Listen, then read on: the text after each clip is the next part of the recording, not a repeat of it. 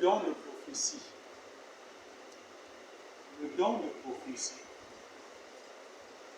Salut, Herman Dewey, artiste musicien gospel, artiste comédien.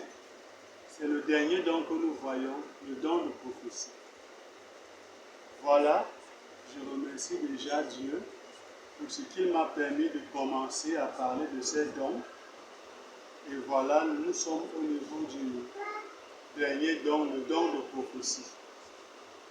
Je remercie aussi comme ça Dieu pour la grâce de la disponibilité accordée à comme ça Wallman, celle qui comme ça joue le rôle de caméraman, l'une des 4 Kids Grace, le groupe que j'ai constitué, formé dans le monde musical, la musique gospel.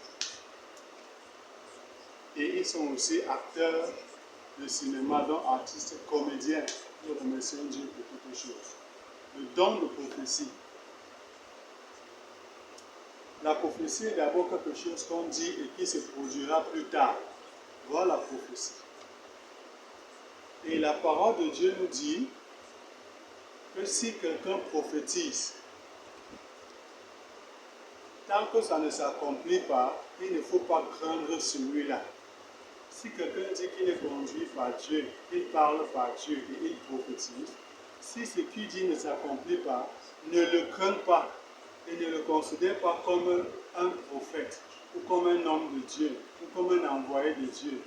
Ne le crains pas, c'est ce que dit la Bible, ce n'est pas mal. Il dit, ne le crains pas, tant que ce qu'il dit ne s'accomplit pas, ne le crains pas. Voilà. Il ne faut pas le craindre, et ni ce qu'il a dit. Ne le crains ni lui, ni ce qu'il a dit, ne crains pas. 2. La Bible nous demande d'examiner toutes choses et de retenir ce qui est bon. Elle nous demande d'examiner les prophéties. Donc, si quelqu'un prophétise, nous devons examiner cela à la lumière des Saintes Écritures, comme celui qui a par exemple le don du discernement des esprits.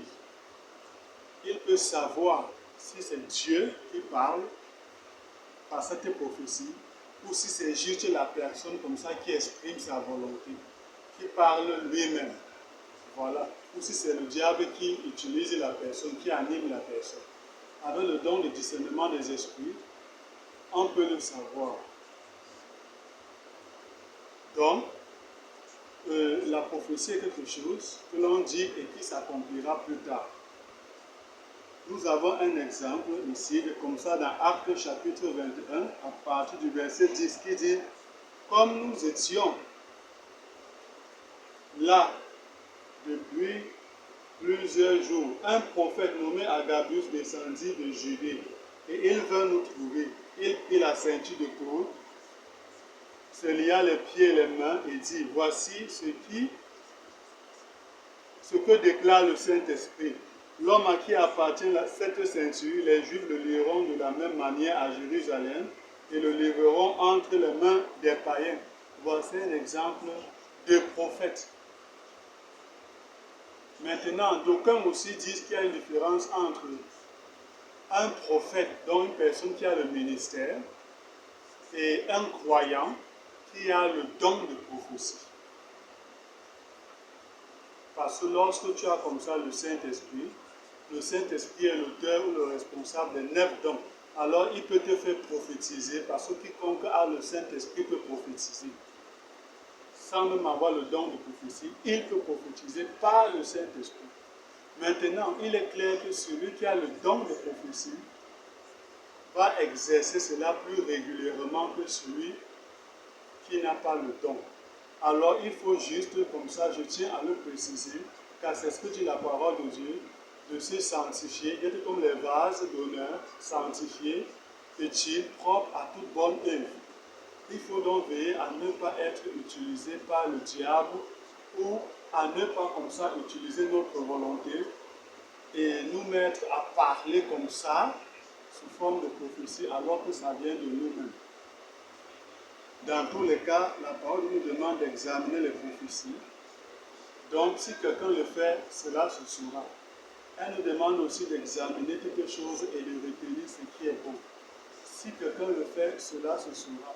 Si quelqu'un prophétise et que c'est Dieu, cela se saura. Si ce n'est pas Dieu, cela se saura.